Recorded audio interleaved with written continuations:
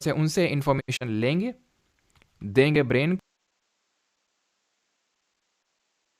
तो ब्रेन तो जस्ट एक पार्ट है हमारा इस टॉपिक का, बट मेन जो हम पढ़ेंगे that will be about nervous system के बारे में पढ़ेंगे। नर्वस सिस्टम को हिंदी में बोलते हैं तंत्रिका तंत्र। ठीक है, अब ये जो तंत्रिका तंत्र है, नर्वस सिस्टम है, इसको हम दो कैटेगरी में बांट सकते हैं।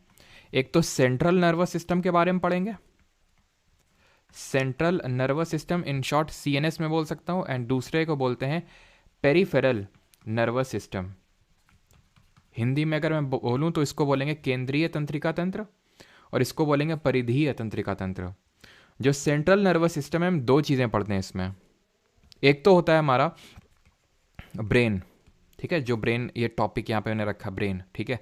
एंड दूसरा होता है इसका पार्ट स्पाइनल कॉर्ड, जिसको हम बोलते हैं रीढ़ की हड्डी।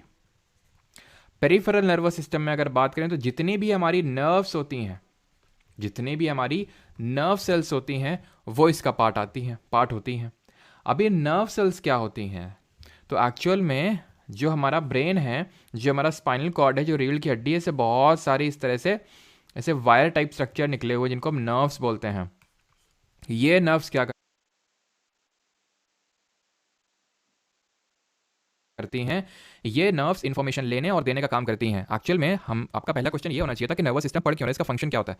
ठीक है, अगर हम बात करते हैं सर्कुलेटरी सिस्टम, तो उसमें हम मेनली हार्ट के बारे में पढ़ते हैं और उसमें वो ब्लड को सर्कुलेट करने का काम करता है। उसी तरह अगर हम नर्वस सिस्टम की बात करें तो इसका काम सिर्फ इतना है, सिर्फ इतना ही है, लेकिन सबसे इंपॉर्टेंट इसी का ही है, एंड दैट इज कि बॉडी से जो भी इंफॉर्मेशन मिल रही है, अब बॉडी में हमारे 5 सेंसरी ऑर्गन्स हैं। ठीक है, 5 सेंसरी ऑर्गन्स हैं, उनके बारे में भी हम पढ़ने वाले हैं, जैसे कि टेस्ट हो गया, टच हो गया, फील हो गया, साइट हो गया, हियरिंग हो गया। ये सब हमारे 5 सेंसर्स होते हैं, जिनके थ्रू स्मेल हो गया, जिसके थ्रू हम पता लगा पाते हैं, इनपुट ले पाते हैं। तो ये हमारी इनपुट डिवाइसेस हो गई, जैसे आप कंप्यूटर पढ़ते हो, keyboard, mouse, joystick, these are kind of input devices. उसी तरह से तो ये बॉडी से, या फिर बॉडी के जो सेंसरी ऑर्गन्स हैं उनसे, जो 5 सेंसरी ऑर्गन्स हैं उनसे इंफॉर्मेशन लेंगे, देंगे ब्रेन को, और ब्रेन जो है उस पर रिएक्ट करेगा और बॉडी उस हिसाब से रिएक्ट करेगी। जैसे फॉर एग्जाम्पल, अगर आप जो है आप गए बाहर किसी, ठीक है, बाहर गए आप, ठीक है, और आपको कोई दिख गया, दिल की धड़कनें तेज आपकी, है कि नहीं? दिल की धड़कनें तेज और एकदम चेहरा लाल, गुलाबी गुलाबी लेकिन फिर साइड में आपने देखा कि इनके फादर भी साथ में, इनका भाई भी साथ में। अब जो है गुलाबी से पीला हो जाएगा आपका येलो फेस और अब आप अलग तरह से रिएक्ट करेंगे। क्यों? क्योंकि आपकी आंख ने अब जो भी सिग्नल भेजा उसके हिसाब से आपके ब्रेन में जो इन्फॉर्मेशन स्टोर्ड है, उस हिसाब से फिर आपने रिएक्ट किया। ब्रेन में भाई ये इन्फॉर्मेशन स्टोर्ड है कि भाई डेंजर है ये, तो ये डेंजर है। ठीक है, तो आपने जब पहले सिर्फ एक पर्सन को देखा तो आपके मन में अलग तरह का ख्याल है कि भाई साइड में ओयो है और ये सब चीज़ें ठीक है, तो आपके दिमाग में सारी चीज़ें चलने लगी कि कैसे आगे चीज़ें बढ़ाई जाएं। लेकिन फिर आपने ये चीज़ें देख ली तो फिर अलग तरह से आपका जो है आपका बॉडी का रिएक्शन होगा। तो क्यों हुआ? क्योंकि आपके सेंसरी ऑर्गन से जो इन्फॉर्मेशन मिली ब्रेन को, फिर ब्रेन ने आपको बताया कि अब कैसे रिएक्ट करना है। लेकिन पता है तुम्हें, स्पिरिचुअलिटी में एक इससे भी ऊपर चीज़ होती है कि you are not your brain. आप ब्रेन को कंट्रोल कर रहे हैं ना। जैसे कृष्ण जी अर्जुन जी को बोलते हैं कि वो जो घोड़े हैं, ये ब्रेन इज लाइक घोड़े, जो हमारे सेंसरी ऑर्गन है आर लाइक घोड़े। ठीक है, ये भागते हैं विषयों की ओर, ये विषय है, ये विषय है। तो जो हमारे घोड़े हैं वो समझ रहे हैं कि घोड़ों की बात कर रहा हूँ मैं, तो यानी हमारे जो सेंसरी ऑर्गन है वो घोड़ों की तरह हैं, वो इसके पीछे भागेंगे। ठीक है, सेम हर चीज़ के लिए ट्रू है। ठीक है, मतलब मेल फीमेल सबके लिए ट्रू है, हर चीज़ के लिए ट्रू है। जैसे किसी खाने को देखा उसने, तो उसका मतलब जो ये टंग है वो उसमें उसका कंट्रोल नहीं रहेगा। ठीक है, तो वो आपके सेंसरी ऑर्गन्स भागेंगे, लेकिन आपको जो है सारथी बनना है अपने घोड़ों का, और अपने घोड़ों को वहाँ दौड़ाना है जहाँ आप चाहते हैं, आपका गोल है। ठीक है, तो ये कृष्ण जी ने अर्जुन जी को बोला था। ठीक है, तो घोड़े कौन है उनको देख लेते हैं। तो ये हैं वो 5 घोड़े। एक तो जो सुनता है, ठीक है, एक जो सुनाता है और मतलब टेस्ट करता है काफ़ी चीज़ों को, हैंड जो टच करता है, नोज जो स्मेल करता है, और आई जो देखती है। ठीक है, तो अब हम यहाँ पे देख लेते हैं कि भाई इनको एक्चुअली क्या होता है, इसमें रिसेप्टर्स होते हैं। तो किसको क्या रिसेप्टर्स, किसमें कौन से रिसेप्टर्स होते हैं? जैसे कि हम आइज में अगर बात करें तो फोटो रिसेप्टर्स होते हैं, और ये गेस करना कोई बहुत डिफिकल्ट पार्ट नहीं, फोटो का मतलब भी लाइट होता है, तो इसमें फोटो रिसेप्टर्स होते हैं। ठीक है, इसमें जो आपका सुनने वाला पार्ट है हियरिंग, इसमें आपके फोनो रिसेप्टर्स होंगे, फोनो रिसेप्टर्स होंगे, फोन। ठीक है, फोन से आप सुनते हैं, इस तरह से याद कर सकते हैं। स्मेल से अगर बात करें तो इसमें आपके होते हैं ऑल्फैक्टरी रिसेप्टर्स। ठीक है, ऑल्फैक्टरी। जो आपका टेस्ट होता है इसमें होते हैं गस्टेटरी। ठीक है, गस्टेटरी। एंड जो हैंड होता है इसमें होता है, इसको हम टैक्टाइल के नाम से भी जानते हैं, जिसको टच बोलते हैं। इसमें होते हैं हमारे थर्मो रिसेप्टर्स। ठीक है, थर्मो रिसेप्टर्स। इतनी चीज़ सभी को क्लियर? अभी मैंने आपको क्या बताया कि आज का जो हमारा टॉपिक है दैट वुड बी कि हम पढ़ेंगे नर्वस सिस्टम के बारे में, तंत्रिका तंत्र के बारे में। ठीक है, हम पढ़ेंगे तंत्रिका तंत्र के बारे में, और उसके 2 प्रकार होते हैं, सेंट्रल नर्वस सिस्टम और पेरिफेरल, यानी कि केंद्रीय तंत्रिका तंत्र और परिधीय तंत्रिका तंत्र। सेंट्रल में हम 2 चीज़ों के बारे में पढ़ेंगे, brain and spinal cord. Actually पढ़ेंगे एक ही के बारे में, मेन तो हमारा ब्रेन ही है, स्पाइनल कॉर्ड के बारे में ऐसा कुछ नहीं पढ़ना है। एंड दूसरी हमारी पेरिफेरल नर्वस सिस्टम, जिसमें हमारी नर्व्स आती हैं। नर्व्स क्या होता है? जो हमारा सिग्नल लेने देने में सबका काम रहता है। ठीक है, यहाँ तक किसी कोई डाउट तो नहीं है? एक बार मैं कमेंट चेक कर लेता हूँ। अच्छा, क्लास कब स्टार्ट हुई? बस अभी स्टार्ट हुई है। ठीक है, तो यहाँ पे आप देख सकते हैं ये हमारा ब्रेन है, this is our spinal cord. और स्पाइनल कॉर्ड को हम क्या बोलते हैं? कल पढ़े थे नोटोकॉर्ड, है ना। तो नोटोकॉर्ड जिनमें मिलता है जिस भी फाइलम में, तो फाइलम को हम किस नाम से जानते हैं? कोई बताना चाहेगा? या फिर आईपीएल में कल पूरा दिमाग लगा हुआ था, तो नर्व्स। ठीक है, ये नर्व्स निकलती हैं ऐसे। क्लियर है चीज़ सभी को? यहाँ तक आगे बढ़ा जाए तो हम पढ़ेंगे ह्यूमन ब्रेन के बारे में। ठीक है, क्योंकि हमने भी पढ़ा 2 पार्ट होते हैं नर्वस सिस्टम के, सेंट्रल पेरिफेरल, उसमें सेंट्रल के 2 पार्ट, ब्रेन स्पाइनल कॉर्ड। तो हमें ये 3 पार्ट निकाले ना, हमें इसमें सिर्फ ब्रेन के बारे में पढ़ना है। ठीक है, सिर्फ और सिर्फ ब्रेन के बारे में पढ़ना है यहाँ पे हमें। तो ब्रेन में आते हैं। अब ब्रेन की अगर हम बात करें तो ब्रेन में इतना सबको पता होगा कि ऊपर जो है इसके 2 पार्ट अगेन हम बोल सकते हैं। एक तो जो कठोर हिस्सा है ऊपर हमें दिखता है एकदम हार्ड, और ये पहले आंसर देता हूँ मैं, नहीं तो मेरी दिमाग जो शांत रहेगा। ये नोटोकॉर्ड जो आपको देखने को मिलता है उनको बोलते हैं कोर डेटा। ये चुरा ले गए थे डेटा को, चोर डेटा है। ठीक है। चलो, तो ये नोटोकॉर्ड होते हैं हमारे, जिसमें कि हमारे वर्टिब्रेट्स आते हैं। वर्टिब्रेट्स क्या होते हैं? वर्टिब्रेट्स होते हैं जिनमें स्पाइनल कॉर्ड होती है, और इनवर्टिब्रेट्स होते हैं जिनमें स्पाइनल कॉर्ड नहीं होती है। ठीक है। तो ह्यूमन ब्रेन की अगर बात करें तो सॉलिड पार्ट होगा ऊपर, खोपड़ा जिसको बोलते हैं, कपार जिसको बोलते हैं हमारे गाँव में कपार, ठीक है। तो वो होता है, उसमें स्कल होती है, वो जो बोन होती है ना, वो स्कल होती है। वो बोन होती क्यों है? वो जो स्कल है ये होती इसलिए सो दैट ये जो सॉफ्ट पार्ट है, ये जो ब्रेन का सॉफ्ट पार्ट है, इसको प्रोटेक्ट किया जा सके। अब ये जो स्कल है, स्कल में ये क्या है? बोन्स है। ये क्या? हड्डी है, हड्डियों का पूरा ढांचा है। इसमें टोटल 22 हड्डियां आती है, 22 बोन्स आती हैं।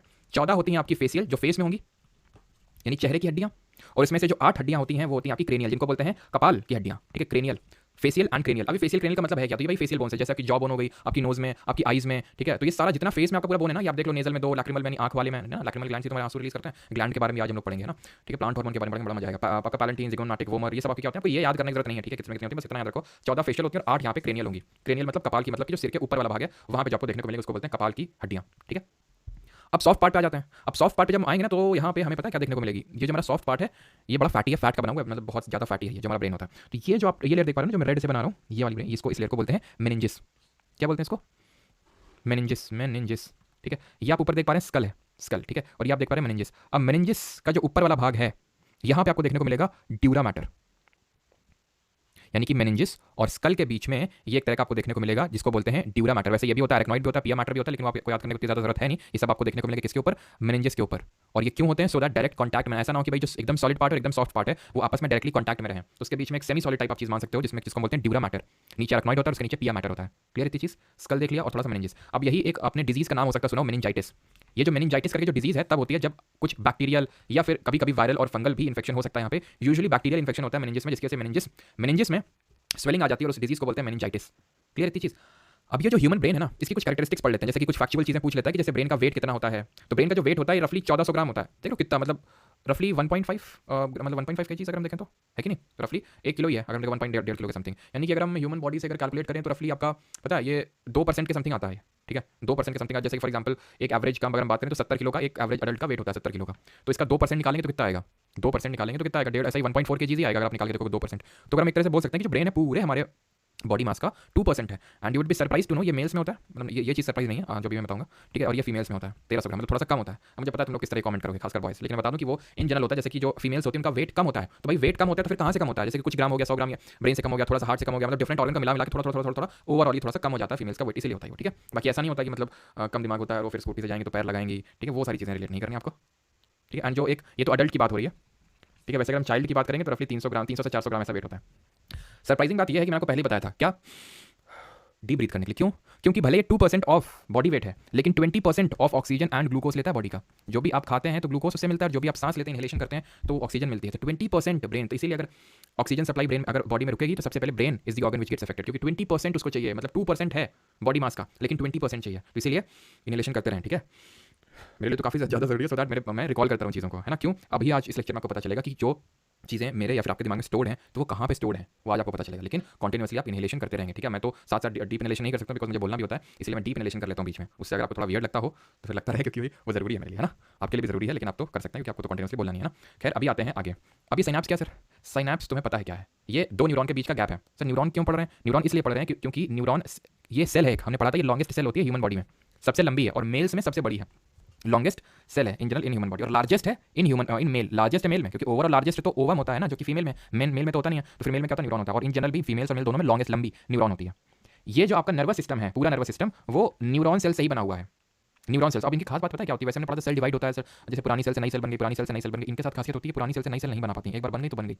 तभी किसी के ब्रेन में चोट लग जाती है, ब्रेन हैमरेज हो जाता है, कुछ भी होता है, तो परमानेंट वो हमेशा के लिए हो जाता है, वो खत्म, उसका मतलब मेमोरी खत्म हो जाएगा या फिर मूवमेंट। क्योंकि अभी हम देखेंगे ब्रेन के डिफरेंट पार्ट्स होते हैं, जो कोई मेमोरी के लिए रिस्पॉन्सिबल है, कोई मूवमेंट के लिए रिस्पॉन्सिबल है। तो जो भी पार्ट अफेक्ट हो गया सो हो गया, वो परमानेंट फिर हो जाता है वो इफेक्ट। ये होता है, न्यूरॉन सेल्स डिवाइड नहीं कर पाते हैं खुद को। तो ये एक बेसिक यूनिट हम बोल सकते हैं, नर्वस सिस्टम की तंत्रिका तंत्र की बेसिक यूनिट है। बेसिक यूनिट हमारी लाइफ की सेल है और ये टाइप की सेल ही है। इसका स्ट्रक्चर पढ़ा था कि डेंड्राइट, जो कि resembling like a branch of a tree, पेड़ की शाखा की तरह लग रहे हैं। देन सेल बॉडी, इसी को हम साइटोन के नाम से भी जानते हैं।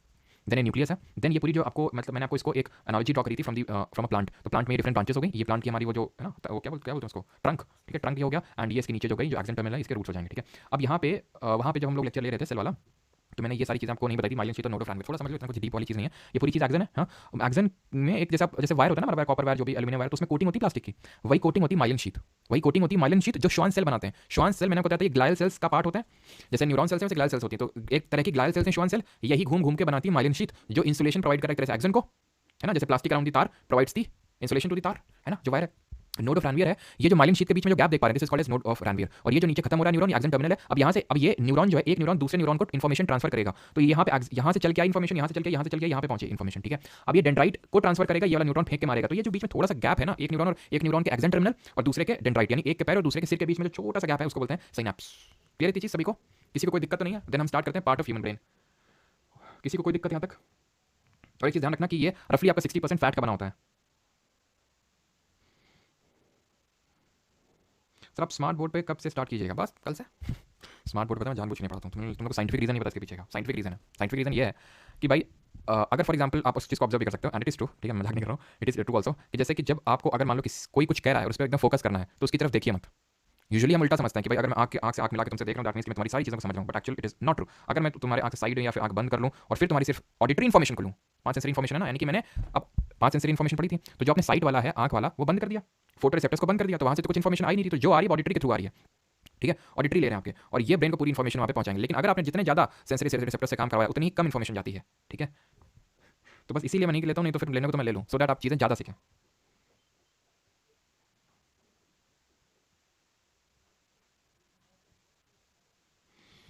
जी चलो आते हैं अभी, ठीक है, ह्यूमन ब्रेन पे आते हैं। तो पार्ट्स ऑफ ह्यूमन ब्रेन पढ़ते हैं अभी। तो ह्यूमन ब्रेन को हम 3 पार्ट्स में से डिवाइड करते हैं सर मैम, ठीक है, 3 पार्ट में। एक तो आगे वाला, बीच वाला और पीछे वाला। आगे वाले को बोलते हैं फोर ब्रेन, अग्र मस्तिष्क। बीच वाले को बोलते हैं मिड ब्रेन, मध्य मस्तिष्क। और पीछे वाले को बोलते हैं हिंड ब्रेन, दैट इज पश्चिम मस्तिष्क। Fore brain, mid brain and hind brain, अग्र मध्य पश्च, ठीक है। अब हम क्या क्या पढ़ेंगे सर फोर ब्रेन में? फोर ब्रेन हम 3 इसके पार्ट्स पढ़ेंगे, 3 हिस्से होते हैं इसके।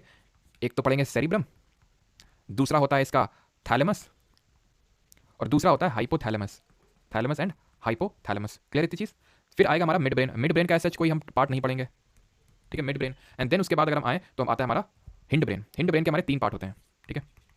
हिंड ब्रेन के होते हैं हमारे 3 पार्ट। वो 3 पार्ट क्या क्या है? एक तो होता है हमारा सेरिबेलम, ठीक है, एक होता है हमारा सेरिबेलम। दूसरा होता है मेडुला ऑब्लोंगेटा, जिसको कि मेरू मज्जा के नाम से जानते हैं, मेडुला ऑब्लोंगेटा। एंड तीसरा होता है आपका पॉन्स, जिसको बोलते हैं। यहाँ पे आप चाहे देख भी सकते हैं, नहीं तो हम आगे भी देखेंगे, ठीक है। ये आगे का सेरिब्रम, यहाँ पे आपका देख रहे हैं सेरिबेलम है, यहाँ पे आपका पॉन्स है, ये आपका मेडुला ऑब्लोंगेटा है, एंड देन यहाँ से स्पाइनल कॉर्ड स्टार्ट हो जाएगी, ठीक है। चलिए अभी आते हैं और पढ़ते हैं पार्ट्स ऑफ ब्रेन में। सबसे पहला दैट इज फोर ब्रेन, अग्र मस्तिष्क। फंक्शन नहीं पढ़ना है, याद करो टिश्यू वाला चैप्टर जब हम आ रहे थे परमानेंट टिश्यूज को, तो मैंने फंक्शन याद करने नहीं बोला था, मैंने बोला था कि जो आपके परमानेंट टिश्यू है उसमें आप पढ़ोगे सिंपल कॉम्प्लेक्स। सिंपल में आप पढ़ोगे कि पैरेन्काइमा, कोलिनकाइमा, स्लेरेन्काइमा, देन कॉम्प्लेक्स में जाइलम फ्लोएम। तो जब आप उनके पढ़ोगे फंक्शंस तो आपको अपने आप जनरलाइज हो जाएंगी चीजें कि भाई इनका ये जो पूरा परमानेंट टिश्यूज का क्या फंक्शन होगा, है ना।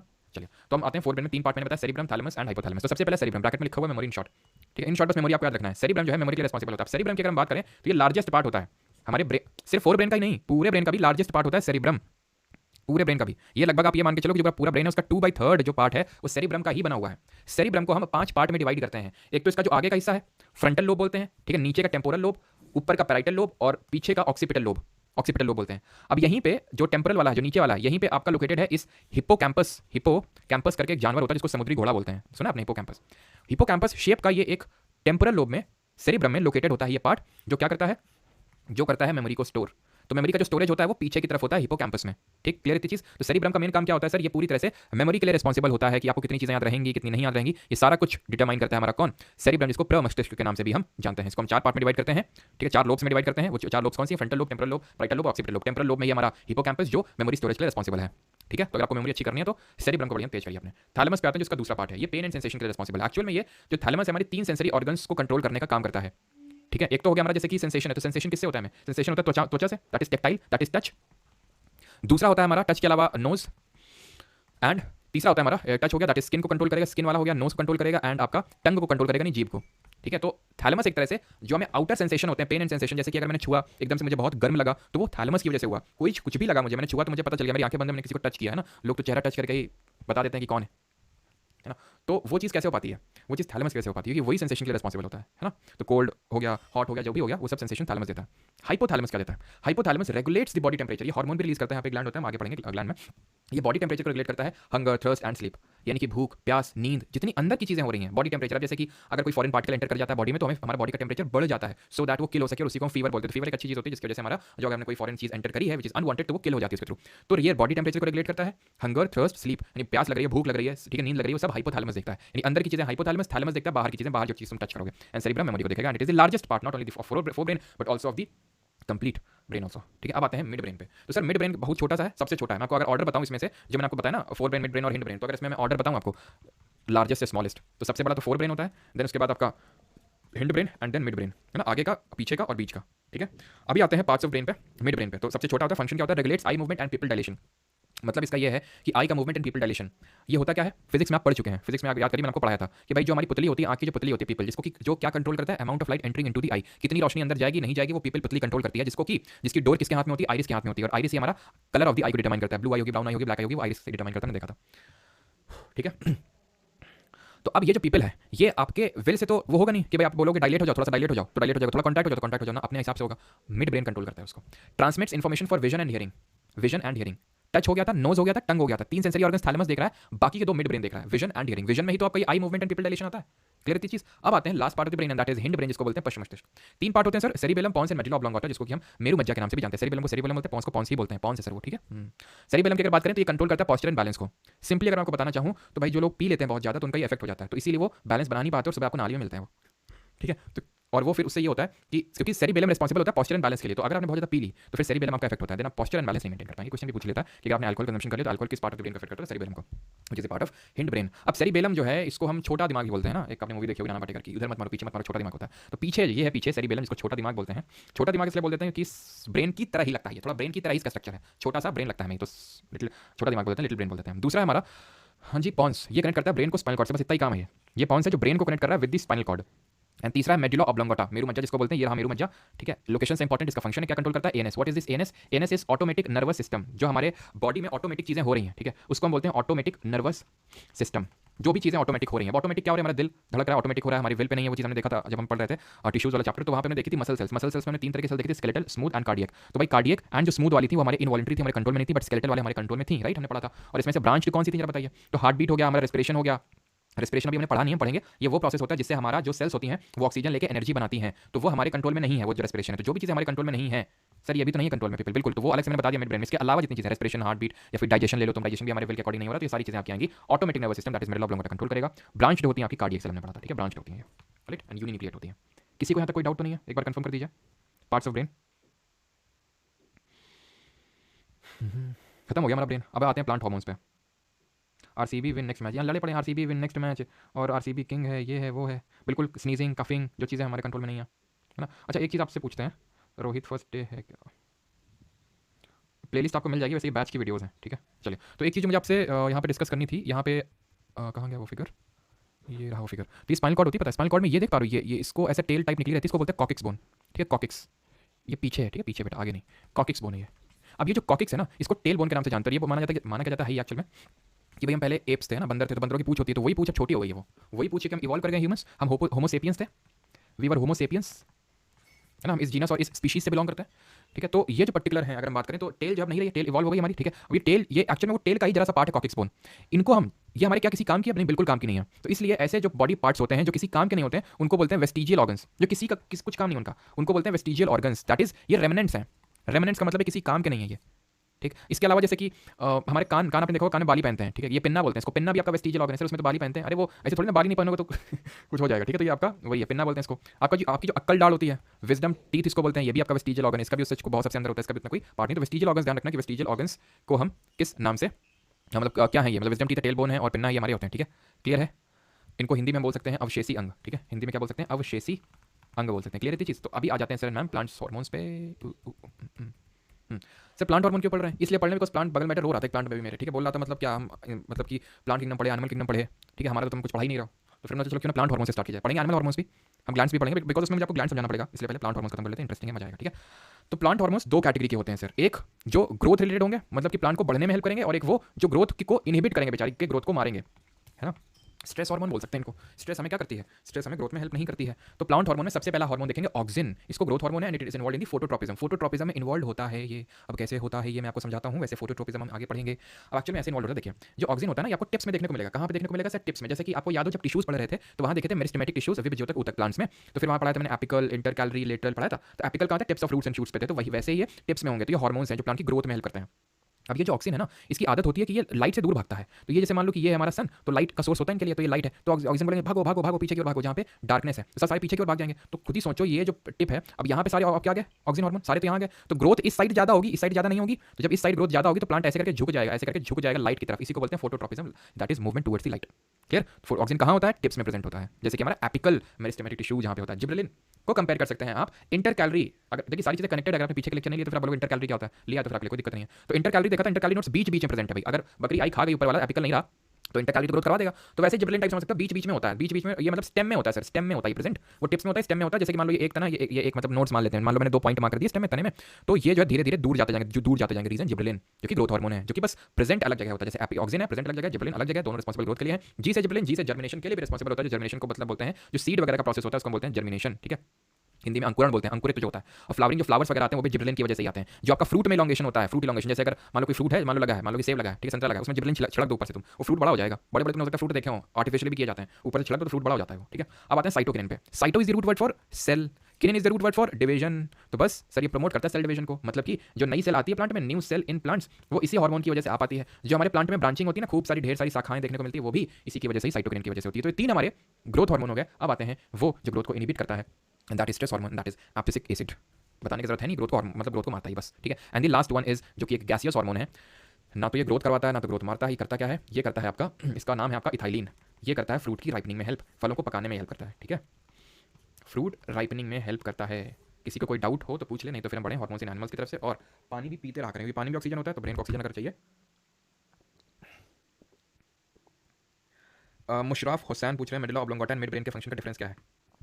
मेडुला ऑब्लोंगाटा सारे एएनएस को कंट्रोल करता है, एक्सक्लूडिंग पीपल का जो साइज वगैरह होता है, वो मिड ब्रेन का फंक्शन होता है, क्योंकि वो ऑडिटरी और सेंसरी चीज़ों के लिए रिस्पॉन्सिबल, ऑडिटरी और विजन के लिए रिस्पॉन्सिबल, सुनते हैं और जो देखते हैं, उसको छोड़ के हार्ट बीट, रेस्पिरेशन, डाइजेशन, सब कुछ वो हमारा देखता है मेडुला ऑब्लोंगाटा। सर लास्ट में मैमल्स क्लासिफिकेशन बता देना एक बार, क्यों कल पढ़ा तो था सर, ब्रेन बड़ा छोटा था, बहुत जल्दी खत्म हो गया। मोहिनी यूज मौसी फॉर 20% डिस्काउंट, बटा निशान बहुत पहले जाओगे, ध्यान रखना। तो ये होली कोड है, मौसी मौसा कोई कोड नहीं है, ठीक है। ये होली करके कोड है, जिसको भी डिस्काउंट वगैरह लेना बैच में, ये मौसा मौसी नहीं है। चलो तो भी आते हैं, हम पूछ रहे हैं डाउट क्या है, ग्रेजुएशन हो गई क्या तुम्हारी, ये वो लगे अपना अलग से। हार्मोन्स इन एनिमल्स, तो जो हार्मोन्स होते हैं ना एनिमल्स पे, ये सेक्रेट करते हैं सर एंडोक्राइन ग्लैंड। ग्लैंड क्या होते हैं? ग्रंथियां क्या होती हैं? ग्रंथियां वो होती हैं या तो हार्मोन फेंक के मारेंगी या तो एंजाइम कोई फेंक के मारेंगी। अब जो हार्मोन होते हैं ना, उनका भी काम होता है, और जो एंजाइम होते हैं उनका भी कुछ ना कुछ काम होता है। अब जो एंजाइम होते हैं, एक सेकंड को, ठीक है, यहाँ पे नहीं लिखा था, यहाँ पे लिखता हूँ, ठीक है। तो यहाँ पे जो ग्लैंड्स होते हैं वो 2 तरह के होते हैं, सर होना तो चाहिए था, चलो नहीं तो कोई नहीं। ग्लैंड्स आपके 2 तरह के होते हैं, एक एक्सोक्राइन और दूसरे एंडोक्राइन। एंडोक्राइन को बोलते हैं अंतःस्रावी और एक्सोक्राइन को बोलते हैं बाह्यस्रावी। अब जो एक्सोक्राइन ग्लैंड होते हैं ना, ये आपके रिलीज करते हैं एंजाइम, ये रिलीज करते हैं हार्मोन। जो एंडो वाले हैं ये अंदर अंदर मार देते हैं, अंदर ही अंदर मार देते हैं, और अंदर ही अंदर ये जो है ब्लड को हार्मोन दे देते हैं। किसी एक डक्ट का यूज नहीं करते हैं, किसी थर्ड पार्टी का यूज किए बिना हुए। ये क्या करते हैं? बाहर जाते हैं, थर्ड पार्टी को बुलाते हैं, उसको पकड़ाते हैं, वो सामान देता है जहां पे पहुंचाना है, ये डायरेक्टली ब्लड को देते हैं। तो एक्सोक्राइन क्या करते हैं? इनको डक्ट की जरूरत पड़ती है, यानी कि इनको बोल सकते हैं ये नलिका की जरूरत पड़ती है। नलिका होती है, नलिका को देते हैं एंजाइम, वो नलिका भेजती है एंजाइम। जब हम डाइजेशन पढ़ेंगे तो वहां पे आपको समझ में आएगा, अभी एंजाइम समझ हो सकता है ना कि एंजाइम क्या होते हैं। अगर आपको समझ में आए तो बताता हूँ। पैनक्रियाटिक जूस, बाइल जूस, ये सब एंजाइम होते हैं जो हमारे डाइजेशन में हेल्प करते हैं। वो जो भी रिलीज करते हैं इनको लिवर पैनक्रियाज, ये उसको डक्ट के थ्रू रिलीज करते हैं, डायरेक्टली ऐसे नहीं फेंक के मारते हैं। डक्ट होती है, नलिका होती है, तो नलिका होती है, और ये डक्टलेस ग्लैंड होते हैं, ये डक्टलेस ग्लैंड होते हैं, ये नलिका विहीन ग्रंथियां होती हैं, ठीक है। They secrete the hormone directly into the blood. Example छोड़ो, अभी आते हैं एक एंडोक्राइन ग्लैंड पे। तो ये क्या, फिर से रिपीट करते हैं, एंडोक्राइन हम हार्मोन पढ़ रहे हैं, और हार्मोन को सिर्फ एंडोक्राइन ग्लैंड ही रिलीज करते हैं। 2 तरह के ग्लैंड होते हैं, ठीक है, एंडोक्राइन। एक्सो तो सिर्फ एंजाइम को रिलीज करते हैं, एक्सो एंजाइम को रिलीज करते हैं, ये डक्ट का यूज करते हैं, बाहर जाते हैं, सेल को बाहर जाते हैं और डक्ट का यूज करते हैं, और ये अंदर ही अंदर मार देते हैं, ब्लड को सीधे अपना हार्मोन पकड़ा देते हैं। अब आते हैं जो हमारे डक्टलेस ग्लैंड है, दैट इज जो एंडोक्राइन ग्लैंड है, उसमें से पहला ग्लैंड देखते हैं, ये हमारा थायरॉक्सिन। थायरॉक्सिन को कौन रिलीज करता है? Thyroid gland. ये हमारी लार्जेस्ट ग्लैंड नहीं है, लार्जेस्ट एंडोक्राइन ग्लैंड है, सबसे बड़ी अंतःस्रावी है, और जो सबसे बड़ी बाह्यस्रावी है, सबसे लार्जेस्ट एक्सोक्राइन ग्लैंड है, वो ओवरऑल भी लार्जेस्ट ग्लैंड है, एंड दैट इज लिवर, यकृत। वो हम पढ़ेंगे, जब डाइजेशन पढ़ेंगे तो लिवर की स्टडी को पैथोलॉजी बोलते हैं, क्यों सेल्स होती हैं, पावर ऑफ जनरेशन, तो सारी चीजें पढ़ेंगे अभी, ठीक है। वहां पे अभी आपको इतनी ध्यान रखना है, इतनी चीज ध्यान रखना है कि it is the largest exocrine gland, thyroid gland, और ओवरऑल अगर पूछेगा तो हमारा लिवर है। ये गले में मौजूद होता है, बटरफ्लाई शेप का होता है, ठीक है। इसका शेप क्या होता है? इस तरह से होता है, थोड़ा सा इसका बटरफ्लाई शेप का होता है, ठीक है। इसका होता है आपका बटरफ्लाई शेप। कौन सा हार्मोन रिलीज करता है? ये थायरॉक्सिन हार्मोन को रिलीज करता है, ठीक है, थायरॉक्सिन हार्मोन को रिलीज करता है, ठीक है। जिनका ढंग से रिलीज नहीं होता है, या फिर जिन लोगों में आयोडीन की डेफिशिएंसी हो जाती है, तो उनमें हो जाता है ग्वाइटर डिजीज। ग्वाइटर को हिंदी में हम घेंघा रोग के नाम से भी जानते हैं। सर आज तो ये डाउट पूछते हैं ना। अब आते हैं दूसरे ग्लैंड पे, दैट इज पिट्यूटरी ग्लैंड। हाँ जी, इसमें आपका थायरॉक्सिन हार्मोन रिलीज होता है, और उसमें डिजीज भी होती है। मतलब अगर जैसे अगर कम प्रोड्यूस हो तो हाइपोथायरॉइडिज्म हो जाता है। हाइपो का मतलब कम होता है, और हाइपर का मतलब ज्यादा होता है, ठीक है। हाइपो और हाइपर हमेशा ध्यान रखना, हाइपो का मतलब कम होता है, तो हाइपो एक होती है हाइपोथायरॉइडिज्म, जब थायराइड जो ग्लैंड है वो थायरॉक्सिन हार्मोन उतना ज़्यादा ना प्रोड्यूस करे तो उसको हम ये बोलते हैं हाइपो, ज़्यादा प्रोड्यूस करे तो हाइपर। अब आते हैं पिट्यूटरी ग्लैंड पे, पीयूष ग्रंथि पे। कौन कौन है? पीयूष नाम का बच्चा है। तो जो पीयूष ग्रंथि है वो हमारी इसको मास्टर ग्लैंड बोलते हैं, ब्रेन में लोकेटेड होती है। मास्टर ग्लैंड इसलिए बोलते हैं बिकॉज ये सबसे इंपॉर्टेंट हार्मोन ग्रोथ हार्मोन को रिलीज करता है। तो जो हमारी ग्रोथ होती है ह्यूमन बॉडी की वो इसी की वजह से होती है। अब दो चीज़ें हैं, अगर मान लो कि ये बहुत कम रिलीज हो, लेस क्वांटिटी में, या यानी डेफिशिएंसी हो जाए, या फिर इसका सरप्लस हो जाए, यानी बहुत ज़्यादा रिलीज हो, तो दोनों चीज़ें गलत होती है। इसमें हमें डिजीज देखने को मिलती है डॉर्फिज्म, जिसको कि बौनापन बोलते हैं, और जो सरप्लस में ज़्यादा रिलीज हो जाता है उसको बोलते हैं एक्रोमेगली। याद ऐसे रखो, ये डिजीज का नाम बता रहा हूँ, एक्रोमेगली पूछा गया है, ठीक है। ऐसे इसको एक्रोमेगली को याद रखो खली से, क्योंकि खली में ये डिजीज है, द ग्रेट खली आपने नाम सुना होगा। वो उनमें ग्रोथ हार्मोन ज़्यादा रिलीज हो गए हैं, तो नॉर्मल से बड़े पंजे होंगे, नॉर्मल से बड़ा आपका फेस होगा, पूरा बॉडी होगा, नॉर्मल से बड़ा, उसको एक्रोमेगली बोलते हैं। तो गली खली, उससे उसको याद रखो, इंपॉर्टेंट है ये। अब आते हैं एड्रेनलिन ग्लैंड पे। एड्रेनलिन जो ग्लैंड होते हैं ये एड्रेनलिन हार्मोन को रिलीज करते हैं। कौन रिलीज करते हैं इनको? एड्रेनलिन ग्लैंड रिलीज करते हैं इनको। और ये होते कहाँ पे? किडनी में होते हैं, कैप साइज के स्ट्रक्चर के होते हैं, ऊपर होते हैं ये, और यही रिलीज करते हैं एड्रेनल ग्लैंड। ये रेगुलेट करते हैं ब्लड प्रेशर, हार्ट बीट। इनको इसीलिए हम फ्लाइट और फाइट हार्मोन के नाम से भी जानते हैं, कि लड़ो या तो मरो हार्मोन के नाम से जानते हैं। क्योंकि फॉर एग्जांपल मान लो कि आपने देखा, ठीक है, ला ला ला ला ला हुआ, हार्ट बीट बढ़ी, अगेन आपने इनके फादर को देखा साइड में, अगेन फ्लाइट और फाइट, बेटा भाग लो, या तो लड़ो या तो भाग लो, लड़ने की हिम्मत तो है नहीं तो भाग लो तुम। तो ये है आपका एड्रेनल ग्लैंड, दोनों केस में रिलीज हुआ, जब लाला लाला हुआ और जब भागने की बारी है, तो दोनों में रिलीज हुआ। आप मान लो कि रात को एकदम, रात में जो है, रात के 2 बज रहे हैं, ठीक है, आप अभी जा रहे हैं, आपको मान हो सकता है बहुत जोर से लगी है, तो आप जा रहे हैं एकदम पूरी नींद में, फुल नींद में, ठीक है, एकदम से आपको कुछ दिख जाए, आपकी ऐसी तैसी हो जाएगी, है ना। तो वहाँ पे एड्रेनलिन हार्मोन रिलीज होगा, फ्लाइट और फाइट। ऐसी केस में तुम क्या करोगे बताओ? आगे बढ़ोगे या बेड की तरफ जाओगे? बताओ जल्दी से। तो लेकिन अब किडनीज फ्लाइट और फाइट बोलते हैं। एंड इसके डेफिशिएंसी से एक डिजीज होती है, वो इंपॉर्टेंट है, वो डेफिशिएंसी से डिजीज होती है एडिसन्स डिजीज। एडिसन्स डिजीज याद रखना, ए से एड्रेनलिन और ए से एडिसन, ठीक। अब आते हैं इंसुलिन पे।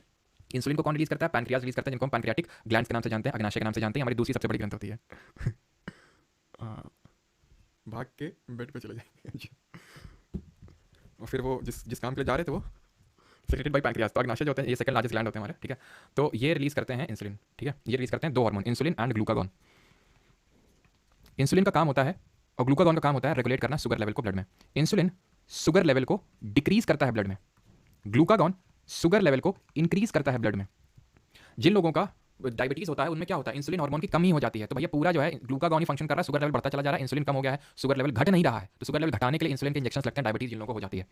इंसुलिन जो होता है इसको रिलीज करता है बीटा सेल्स, इसमें होती है पैनक्रियाज में beta cells of islet of Langerhans, और ये रिलीज करती हैं अल्फा सेल्स। क्लियर इतनी चीज, ठीक। और अब तुम्हारे दिमाग में डाउट आना चाहिए, अगर कुछ लोगों को सकता दिमाग में डाउट आ रहा हो कि सर पैनक्रियाज जो होते हैं, अभी बता रहे थे आप कि पैनक्रियाज पैनक्रियाटिक जूस रिलीज करते हैं जो कि एक एंजाइम होता है, और यहाँ बता रहे हो हार्मोन भी दो रिलीज करते हैं, तो ये तो एंडो भी एक्सो भी है, बिल्कुल। इसीलिए इसको बोलते हैं मिक्स्ड ग्लैंड, यानी कि मिश्रित ग्रंथि, क्योंकि ये एक एंजाइम भी रिलीज कर रहा है एंड हार्मोन भी रिलीज कर रहा है। एंड एक चीज और, यहाँ पे हमने पढ़ा था पिट्यूटरी ग्लैंड, ये आपका एक हार्मोन रिलीज करता है जिसको बोलते हैं anti diuretic hormone, diuretic hormone, in short ADH के नाम से भी जानते हैं, एडीएच। इसी को ही हम वैसोप्रेसिन के नाम से भी जानते हैं, वैसोप्रेसिन। और इसका काम ये होता है, it helps kidney to control the amount of water. जब हम एक्सक्रीटरी सिस्टम पढ़ेंगे तो वहाँ पे किडनी का मेन फंक्शन पढ़ेंगे, तो वहाँ पे हम किडनी का मेन फंक्शन पढ़ेंगे, तो इस चीज़ को फिर से कॉल करिएगा कि जो ADH hormone it helps the kidney to control the amount of water, ठीक है, वाटर। तो ध्यान रखना, पिट्यूटरी ग्लैंड पीयूष ग्रंथि रिलीज करते हैं। अब आते हैं लास्ट हार्मोन पे, and that is melatonin. Melatonin को रिलीज करता है कौन? Pineal gland. पीनियल ग्लैंड जो है ये पी साइज का, दैट इज मटर का जो दाना होता है, मटर का जो दाना होता है उसके साइज का होता है ये ग्लैंड। यहाँ पे अगर आप ध्यान से देख पा रहे होंगे तो ये छुटकू सा है, ये आपका हाइपोथैलेमस जो रीजन है ना, हाइपोथैलेमस सॉरी हाइपोथैलेमस तो पिट्यूटरी ग्लैंड वो हाइपोथैलेमस रीजन में आता है। ये पीनियल ग्लैंड बहुत छोटा होता है, मटर के दाने का शेप का, तो पीनियल ग्लैंड यहाँ पे लोकेटेड है और मेलाटोनिन को रिलीज करता है। मेलाटोनिन जो हमारा स्लीप साइकिल को रेगुलेट करने का काम करता है, मेलाटोनिन ही स्लीप साइकिल को रेगुलेट करता है, ये ब्रेन में लोकेटेड होता है, ठीक है। अब आ जाते हैं अपने, ये तो हमारे वैसे सब हार्मोन हो गए। अब आ जाते हैं सेक्स हार्मोन्स पे। तो सेक्स हार्मोन मेल में होता है टेस्टोस्टेरोन, जिसको कि हमारे जो टेस्टिकल्स होते हैं वो रिलीज करते हैं। जो टेस्टिकल्स होते हैं ये भी हमारे मिक्स्ड ग्लैंड्स में ही आते हैं, एंजाइम रिलीज करते हैं। फीमेल्स में जो होते हैं हमारे, ये ओवम जो रिलीज करता है एस्ट्रोजन एंड प्रोजेस्टेरोन। ये जब हम रिप्रोडक्टिव सिस्टम पढ़ेंगे तो वहाँ पे भी हम इसके बारे में थोड़ा विस्तार से चर्चा करेंगे। टेस्टोस्टेरोन, जिसकी वजह से आवाज़ भारी होती है लड़कों की, ठीक है, बियर्ड आती है, ठीक है, बाल आते हैं। फीमेल्स में वही जो फीमेल में जो कैरेक्टरिस्टिक होती है, आवाज़ जो शील होती है। अच्छा जल्दी से बताओ, जो आपकी एम्पलीट्यूड होता है, फिजिक्स में हमने पढ़ा था, एम्पलीट्यूड किसकी वॉइस किसकी ज़्यादा होता है, मेल और फीमेल, एंड फ्रीक्वेंसी किसका ज़्यादा होता है, किसकी वॉइस का ज़्यादा होता है, मेल और फीमेल। देखते हैं आप लोगों ने फिजिक्स कितना रिवाइज किया है, ये हम लोगों ने साउंड वाले चैप्टर में पढ़ा था, अगर आपको याद आ रहा हो। तो एम्पलीट्यूड 20 रुपये भेजें शिवम ने। शिवम जी आपकी फरमाइश कुछ बताइए, पूरी करें फिर। एम्पलीट्यूड की अगर बात करें तो ये मेल्स में ज़्यादा होता है, एंड फ्रीक्वेंसी की अगर बात करें किसमें ज़्यादा होती है, ये फीमेल्स में ज़्यादा होती है, ठीक है, फीमेल्स। नंबर ऑफ वाइब्रेशंस पर सेकंड को बोलते हैं फ्रीक्वेंसी, विद एसआई यूनिट क्या होती है, एम्पलीट्यूड ये चीज़ होता है। एम्पलीट्यूड डिटरमाइन करता है लाउडनेस ऑफ द साउंड, ठीक है, एंड जो फ्रीक्वेंसी होती है ये डिटरमाइन करती है pitch of the sound. Frequency की यूनिट होती है सेकंड इनवर्स और hertz. Now the last topic for the day is this. सही है सभी का, अमित, सिंपा, प्रिया, फन वेंडर, सवंत, आरती, पिंकी, सबका सही है, साहिल। चलिए अब आते हैं प्लांट मूवमेंट पे। तो भाई हमने देखा ह्यूमंस का मूवमेंट भाई सेरिबेलम रिस्पॉन्सिबल होता है, इसलिए प्लांट मूवमेंट में भाई 2 तरह के मूवमेंट होते हैं। एक वो मूवमेंट जो नॉट ग्रोथ, बस 5 मिनट का टॉपिक, मुश्किल से 5 मिनट, ठीक है। प्लांट मूवमेंट वो मूवमेंट होते हैं जो एक तो जो नॉट ग्रोथ रिलेटेड होंगे, यानी कि उनका ग्रोथ से कोई लेना देना नहीं होगा, उनको नास्तिक मूवमेंट बोलेंगे। ये नास्तिक है, याद कर लो, नास्तिक लोग ग्रोथ से उनका कोई लेना देना नहीं होता है, भगवान पे विश्वास ही नहीं रखते नास्तिक। एग्जाम्पल है thigmonastic movement. It is a movement in response to touch. छुई मुई का पेड़ देखा है तुमने, हो सकता है यूज़ भी किया हो, छुओगे मुरझा जाएंगी पत्तियां, क्या उससे उसकी ग्रोथ हो गई? क्या नहीं हुई। मूवमेंट हुआ क्या? हाँ हुआ। तो क्योंकि मूवमेंट हुआ तो मूवमेंट तो हुआ, ठीक है मूवमेंट, क्योंकि ग्रोथ नहीं हुई तो नास्टिक मूवमेंट। और ऐसा जो मूवमेंट होता है जो टच की वजह से हो उसको थिग्मोनास्टिक मूवमेंट बोलते हैं, ध्यान रखना। अब आते हैं वो मूवमेंट जिससे कि ग्रोथ होती है, that is growth related movement, tropic movement बोलते हैं। तीन वजह से ग्रोथ हो सकती है। फोटोट्रॉफिक यानी कि लाइट की वजह से, growth in response to light, gravity की वजह से, ठीक है, तो जियोट्रॉपिक मूवमेंट। और अगर केमिकल्स की वजह से हो रही है तो उसको कीमोट्रॉपिक बोलेंगे। अब जो मूवमेंट है सर एंड मैम, वो या तो उस पर्टिकुलर जैसे लाइट की वजह से हो रहा है, ग्रेविटी की वजह से हो रहा है, केमिकल की वजह से हो रहा है, एक और होता है आपका हाइड्रोट्रोपिज्म, पानी की वजह से, ठीक है, हाइड्रोट्रोपिज्म, हाइड्रोट्रॉपिक मूवमेंट पानी की वजह से। तो अगर लाइट की तरफ हो रहा है तो पॉजिटिव फोटोट्रॉपिक बोलेंगे, उसके अगेंस्ट थोड़ा नेगेटिव, इसमें पॉजिटिव नेगेटिव, इसमें पॉजिटिव नेगेटिव, इसमें पॉजिटिव नेगेटिव, तो आप समझते हैं करके, ठीक है। हाइड्रोट्रॉपिज्म की कीटोट्रॉपिज्म यहाँ पे लिखा हुआ है। चलिए सबसे पहले हाइड्रोट्रॉपिज्म समझते हैं सर। तो हाइड्रोट्रॉपिज्म का मतलब है response in response to water. पानी कहाँ होता है सर? नीचे होता है। अब यहाँ पे नीचे तो पानी होता है, ठीक है, तो जो पानी की तरफ मूव करेगा, भाई पानी पानी कहाँ हो तुम, पानी कहाँ हो तुम, तो उसको हम बोलेंगे वो पॉजिटिवली अट्रैक्टेड है टुवर्ड्स दी वाटर, तो that will be said to as positive hydrotropism. और जो उसके अगेंस्ट जाएगा कि चले जाओ मेरी नजरों के सामने से, तो उसको बोलेंगे नेगेटिव हाइड्रोट्रॉपिज्म। जैसे कि यहाँ पे रूट्स की बात करें तो रूट्स तो चाहती हैं कि वो जितना जल्दी से जल्दी पानी के पास पहुंचे। तो ये देखो, अगर पानी नीचे तो नीचे जा रही थी, पानी उधर गया तो पानी उधर भाग रही है, ये मूवमेंट करती हैं वाटर के रिस्पॉन्स में, वो पानी की तरफ जाना चाहती हैं, तो इसको बोलते हैं positive hydrotropism, that is roots grow straight towards the water. वहीं शूट की अगर बात करें तो ऊपर जा रही है, यानी कि पानी के अगेंस्ट जा रही है, नेगेटिव हाइड्रोट्रॉपिज्म। अभी आ जाते हैं फोटोट्रॉपिज्म पे। तो फोटोट्रॉपिज्म हमने पढ़ा था, फोटोट्रॉपिज्म में क्या होता है, जैसे लाइट आती है तो लाइट की तरफ हमारा मूवमेंट करता है। अब यहाँ पे आप देख पा रहे हो ऑक्सीजन कहाँ पे मूव करते हैं, अवे फ्रॉम द लाइट। जहाँ पे ऑक्सीजन होंगे वहाँ पे ज़्यादा ग्रोथ होगी। अब क्योंकि साइड ज़्यादा ग्रोथ हो गई तो पेड़ झुक गया इस तरफ, ये था पेड़, ये था ऑक्सीजन, यहाँ से लाइट, ऑक्सीजन बोले चलो भैया उधर चलो डार्क साइड में, यहाँ पे ज़्यादा ग्रोथ, झुक गया, किसकी तरफ झुका? लाइट की तरफ झुका। तो क्या हुआ? क्या हुआ? Positive positive phototropism, phototropism. और अगर ये अगेंस्ट हो, अगेंस्ट अगेंस्ट किसका होगा? इनका, जड़ों का। जड़ नीचे भाग रही है, सूरज लाइट ऊपर है, ये लाइट की तरफ भाग रहा है, जड़ नीचे भाग रही है, तो रूट कैसे शो करेंगी? Roots will show negative phototropism. चल क्यों नहीं रहा भाई, roots will show negative phototropism, और जो पॉजिटिव है ये दिखाएंगे हमारी शूट्स या फिर स्टेम। जियोट्रॉपिज्म, ग्रेविटी के रिस्पॉन्स पे जो मूवमेंट होता है उसको हम बोलते हैं जियोट्रॉपिज्म। तो ऑब्वियस बहुत आसान है गेस करना भाई, ये ग्रेविटी नीचे की तरफ बुला रही है, आ जाओ सब लोग नीचे आ जाओ, हमारे पास आ जाओ। रूट बोलते आ रहे हैं नीचे तो आ रहे हैं, कहाँ मेरे जा रहे हो, ठीक है, तो इसको बोलते हैं पॉजिटिव जियोट्रॉपिज्म। शूट अगेंस्ट चलती है, शूट अगेंस्ट चलती है तो negative geotropism. And response to chemicals is called as chemotropism. अब ये पॉलन वगैरह भी आपको समझ आएगा नहीं, पढ़े नहीं है, तो इसलिए अभी आप इसको मत समझो, बस इतना समझ लो, अगर केमिकल की तरफ मूवमेंट हो रहा है तो पॉजिटिव कीमोट्रॉपिज्म, अगेंस्ट हो रहा है तो negative chemotropism, because pollen ovules अभी मैंने आपको पढ़ाया नहीं है, ठीक है। चलिए भाई, तो लेक्चर होता है खत्म, अब कर लेते हैं कुछ थोड़े बहुत क्वेश्चंस और उसके बाद छुट्टी। कलर कलर लेके आओ कहीं सब लोग हैं, कैसे ही आ गया हो? कलर वगैरह तो लेके आओगे ना आज? करो question. Which part of the brain is instrumental in making it possible for a person to perform an activity such as picking up a pencil from the floor? कौन सा होगा? नहीं लाए, oh shit.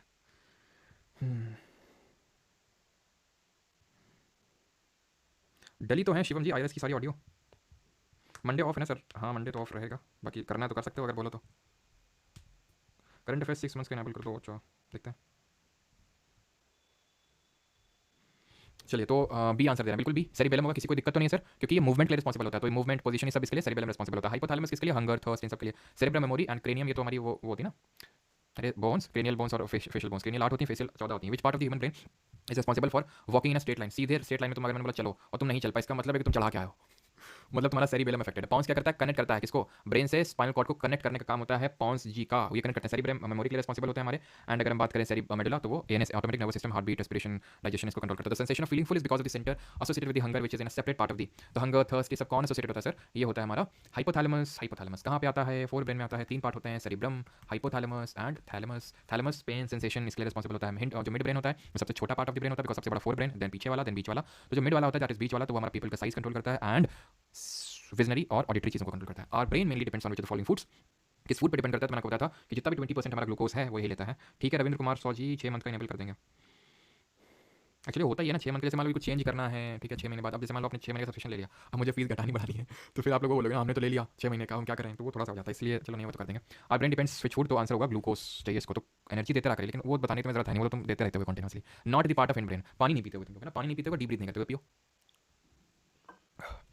Not a part of the in brain, तो Pond's, medulla, cerebellum, hypothalamus. तो अगर हम बात करें तो यहाँ पे नॉट पार्ट ऑफ इन पीछे का, तो जो हमारा हाइपोथैलेमस होता है फोर ब्रेन का पार्ट होता है, which is responsible again for regulating the inner body temperature, hunger, thirst. करिए सर क्वेश्चन को सर, ये ब्रेन की डिजीज से क्वेश्चन है, which of the following is a degenerated disorder of the brain and one of the several conditions that cause dementia, a progressive decline of mental functioning, sorry function resulting in the memory loss and confusion. बताइए, schizophrenia, Alzheimer's disease, amnesia या फिर concussion? तो इसका answer होगा schizophrenia, option number B, sorry option number A. ये एक तरह का जनरेटिव डिसऑर्डर है जिसकी वजह से लोगों को डिमेंशिया होता है। डिमेंशिया एक तरह का लॉस ऑफ मेमोरी, अमनीशिया भी लॉस ऑफ मेमोरी है, but dementia is a bigger term, मतलब इन द सेंस कि इसमें लॉस ऑफ मेमोरी नहीं सिर्फ होता है, बल्कि चीज़ें याद रख पाना और भी तरह के उसी से चीज़ें एसोसिएटेड, मतलब और थोड़ा ज़्यादा डिसऑर्डर्स होते हैं डिमेंशिया में एज कंपेयर टू अमनीशिया। तो dementia is a bigger term, तो डिमेंशिया जो है जनरेटिव डिसऑर्डर जिसके डिमेंशिया होता है, that is called schizophrenia. Question number, और इसको पता है डुअल पर्सनैलिटी, सॉरी मैं क्या बोल रहा हूँ, ये अल्जाइमर डिजीज होता है, ठीक है, अल्जाइमर डिजीज होता है। स्किज़ोफ्रेनिया जो होता है इसको हम डुअल पर्सनैलिटी डिसऑर्डर बोलते हैं, ठीक है। डुअल पर्सनैलिटी का मतलब ये होता है, डुअल पर्सनैलिटी डिसऑर्डर का मतलब ये होता है कि भाई आपने पता नहीं देखा है कि नहीं देखा है, कुछ लोग होते हैं जैसे चलो मैं आपको एग्जांपल, जैसे कुछ लोग होते हैं कि कभी एकदम से कुछ रिएक्ट करेंगे, बहुत खुश होंगे, कभी एकदम से दुखी हो जाएंगे, कभी बहुत खुश, कभी एकदम, मान लो तुम्हारे साथ अपरिचित मूवी देखी तुम लोगों ने, अपरिचित, उसको बंदे को स्किज़ोफ्रेनिया था उस मूवी में, कि मतलब एकदम से खुश एकदम से दुखी, उसको बोलते हैं, ठीक है, अल्जाइमर डिसीज का सही आंसर ऑप्शन नंबर बी।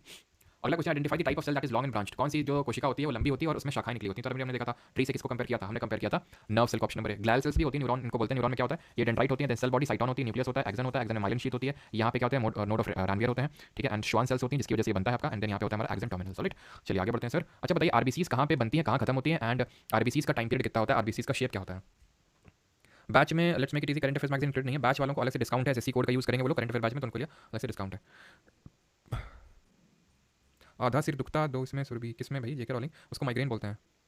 बिल्कुल सही, स्प्लीन, बिल्कुल सभी लोग इसका आंसर करो। तो ये बनता बोन मैरो में, खत्म स्प्लीन, इसको स्प्लीहा बोलते हैं, स्प्लीन में क्योंकि खत्म होता है इसलिए इसको ग्रेव यार्ड ऑफ आरबीसी के नाम से जानते हैं। अरे तुम लोग जा रहे हो यार, हम सोचे तुम लोग रंग लगाएंगे, लेकिन वही है, खैर इमोशनल कर देते तुम लोग, आंखों में आंसू आ गए मेरे, ठीक है छोड़ो। ग्रेव यार्ड बोलते हैं, ग्रेव यार्ड ऑफ आरबीसीज। एंड आरबीसीज की अगर बात करें तो बाई कॉन्केव शेप होता है, फिर डिस्क टाइप का शेप होता है, एंड लाइफ स्पैन की बात करें रफली 120 डेज का इसका लाइफ स्पैन होता है, ठीक है। और डब्ल्यूबीसी करता है 20 से 30 दिन का, सबसे ज्यादा होती है आरबीसी डब्ल्यूबीसी प्लेटलेट्स में। Dendrites and axons are which part of the cell, तो ये होता है न्यूरॉन के, नेफ्रॉन किडनी का बेसिक यूनिट होता है, वो पढ़ेंगे वहाँ पे। अच्छा डब्ल्यूबीसी का मेन फंक्शन क्या होता है, ज़्यादा क्वेश्चन नहीं आज, बस थोड़े से ब्रेन से क्वेश्चन है, एक्चुअली में वो हार्मोन के क्वेश्चन मैं रख नहीं पाया, ठीक है, तो कभी और कर लेंगे। तो ब्रेन के मेनली क्वेश्चन इसमें, hypothalamus a small region of the dash plays a crucial role in many important function of the body. तो हाइपोथैलेमस किसका पार्ट है, आसान से क्वेश्चन ब्रेन। 1873 में who published the first photograph of nerve tissue stained with the black reaction technique describing a whole nerve cell, किसने describe किया था पूरे नर्व सेल को, अरे सबका सही है। सी जे के लिए करंट अफेयर कराऊंगे कराऊंगे भाई, अभिषेक जी कराएंगे, अभी उसके लिए करवाएंगे, सीपीओ और जे के लिए कॉमन करवाएंगे। वैसे सीपीओ जे के लिए अलग अलग लेक्चर्स होंगे, पॉलिटी ज्योग्राफी हिस्ट्री उनके, बट जो लोग बैच में उनका रिवीजन आप लोगों का इससे होना है। देखो जो लोग सीजल की प्रिपरेशन कर रहे हैं, तो अभी मैं अप्रैल के महीने में सीपीओ वालों को टारगेट करते हुए पॉलिटी के जो क्वेश्चन सीपीओ में पूछे गए हैं, ज्योग्राफी हिस्ट्री स्टैटिक्स साइंस इनके कराऊंगा, ठीक है। सिमिलरली से मई में भी मैं करूँगा, ठीक है। तो आप लोग उसका रिवीजन के तौर पर ना चीज़ें हो चुकी, तो वहाँ से रिवीजन होगा, एंड देन उसके बाद हम पीवाई की सीरीज पार्ट 4 स्टार्ट करेंगे, एंड सीपीओ एंड जे के लिए कॉमन करंट अफेयर्स आएंगे, कॉमन करंट अफेयर्स वीडियो आएगा, ठीक है, क्लियर होगा। तो अब यहाँ पे अगर बात करें तो ये कैमिलियो गोल्गी, जिन्होंने गोल्गी अपैरेटस डिस्कवर किया, तो उन्होंने न्यूरॉन नर्व सेल के बारे में बताया था, ठीक है। ब्रेन यहाँ पे मैंने डब्ल्यूबीसी का फंक्शन पूछा था, ये डिफेंस मैकेनिज्म प्रोवाइड करता है, तो कोई भी अनवांटेड चीज आ जाती है तो उसको मारने में काम करता है। आरबीसी हमारे ऑक्सीजन की सप्लाई करते हैं, बिकॉज इसमें हीमोग्लोबिन में हीम नाम का कंपाउंड होता है, which is high affinity for the oxygen, iron उसमें होता है आपका। अब गोल्गी की बात करें, गोल्गी अपैरेटस हमने पढ़ा था, जिसका मेन काम होता है पैकेजिंग डिस्पैचिंग का, तो इसीलिए हम इसको क्या बोलते हैं, विलियम हार्वे ने जो है ब्लड सर्कुलेशन की खोज करी थी, ब्लड सर्कुलेशन, ठीक है। अच्छा बताओ जल्दी से, गोल्गी अपैरेटस को हम किस नाम से जानते हैं, 11th, what is the largest part of the human brain, तो लार्जेस्ट पार्ट क्या है ह्यूमन ब्रेन का, हम सभी जानते हैं सेरेब्रम 2/3 पार्ट है। अब यार इतने क्वेश्चन आप कर लोगे, ठीक है, 8 क्वेश्चन आपके लिए होंगे के लिए। थर्मो रेगुलेशन के लिए कौन रिस्पॉन्सिबल होता है, थर्मो रेगुलेशन का मतलब क्या होगा, अंदर का जो टेंपरेचर होता है, हाइपोथैलेमस आंसर होगा, ठीक है, तो आप कर सकते हैं। एंड बाकी उसको बोलते हैं post office of the cell, Golgi apparatus, call it. चलिए थैंक यू टू ऑल, खत्म होता है हमारा लेक्चर। भूमिका गुप्ता सही है, पोस्ट ऑफिस अंकिता साहू, सुबोजीत नस्कर सही है, कोमल मयंक। डिस्काउंट कब तक रहेगा, प्रदीप्ता मन, प्रदीप्ता यार कोशिश है कि अगले 2 दिन